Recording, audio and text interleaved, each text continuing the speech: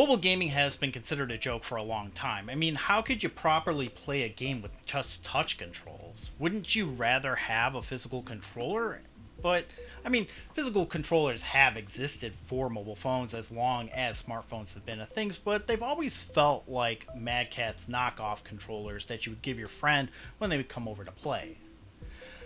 But mobile gaming has evolved since 2007. Some of the most popular Nintendo Switch indie titles got their start on iOS, and Bluetooth latency is almost non existent.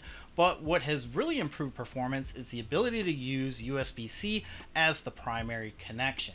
You can connect a DualSense controller and use it on your phone with zero configuration, but that's a console controller and it can get pretty awkward if you don't have the phone sitting on the table, which is why there's a market of custom mobile controllers. And there are plenty of controllers out there, but my favorite have been the ones that put the controls directly in plane with the phone itself.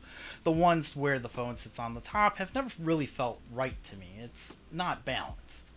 And that's why when GameSir reached out asking if I wanted to review their XS Lite controller, I took them up on the offer. I already have the latest Backbone 1, which retails for $100, and I paid $50 for it, but I wanted to see if GameSir, which retails for $35 every day, would be a good alternative.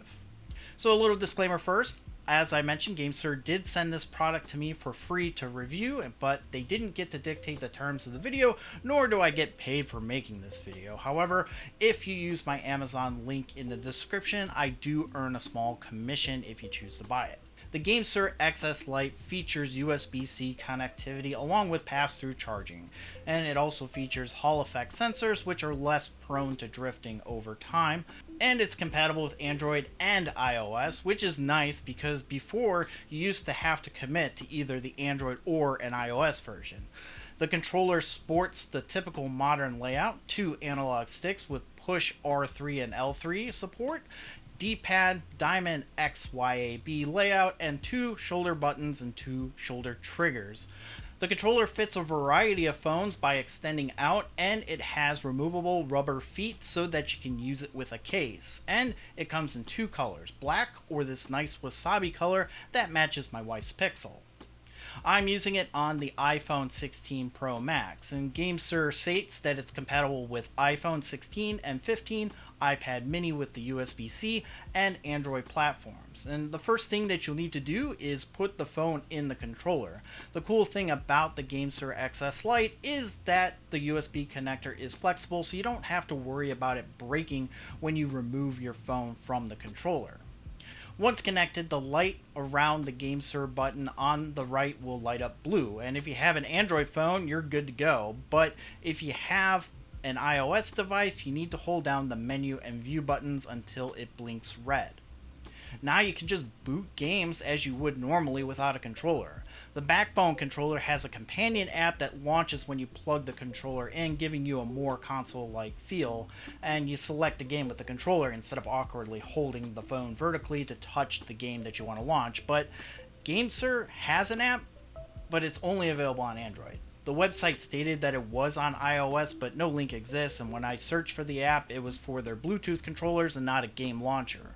So I think it's safe to say that there isn't an app for the iPhone. It's not a deal breaker, but maybe in the future they'll release one. It just means that this red button is pretty much useless on the iPhone, but this little button next to the D-pad will take a screenshot of the game you're playing if that's something that you're into. Once you have everything set up, you're ready to play some games. And I gotta say, this is a pretty comfortable controller for the price. It doesn't feel as premium as an Xbox One or PlayStation 5 controller, but it is comfortable to hold. And I do like the grooves on the back, which give a bit of a grip and don't make my hands feel as sweaty while playing.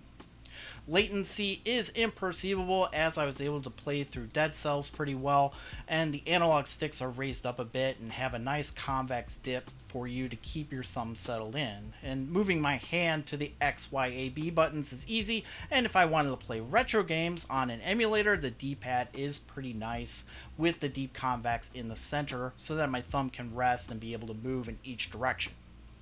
I've used it in a variety of games like Dead Cells and Sonic the Hedgehog 2 Mobile and Hyper Life Drifter. No configuration is required. It's immediately recognized by RetroArch as well, although you do need to set up a hotkey to get to the menu, as there is no specific menu button on this controller like there is on an Xbox or PlayStation controller. I just opted to press start button for 2 seconds and it worked like a charm. If I need to charge while gaming, it's pretty easy to just insert the USB-C cable in the bottom here, and it's done out of the way so that I can play while the phone is charging.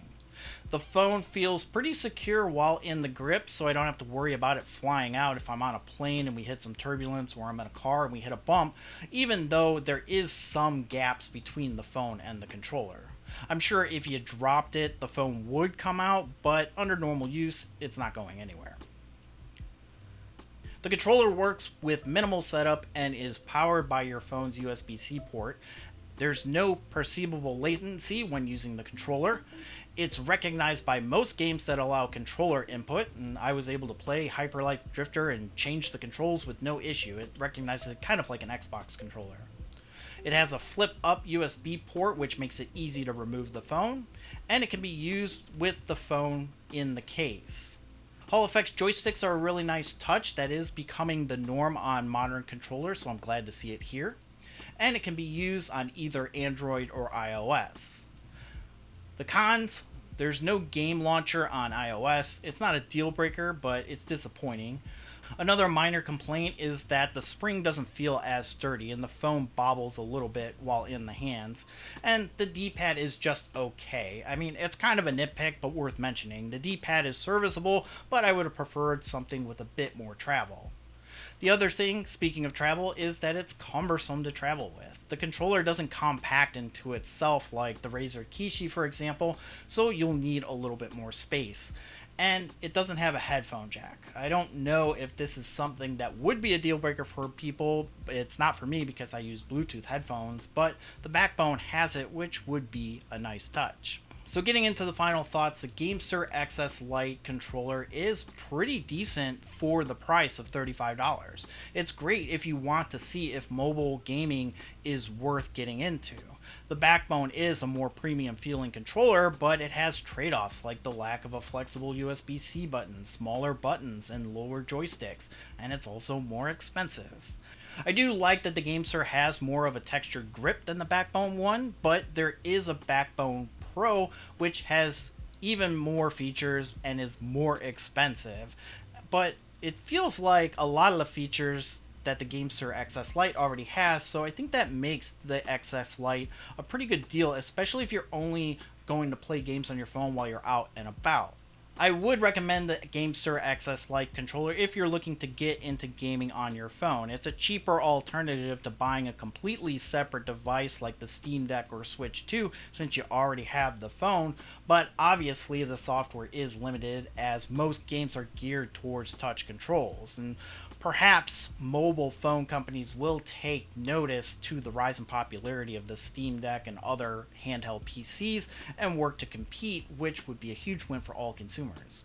But the fact that you have to make room for an extra handheld when not in use, you might as well just get a dedicated retro device for a few bucks more. So that's going to do it for this video. Let me know what you think. Do you game on your phone or do you have a separate device? I appreciate you watching. I'm Nick, and I'll see you next time.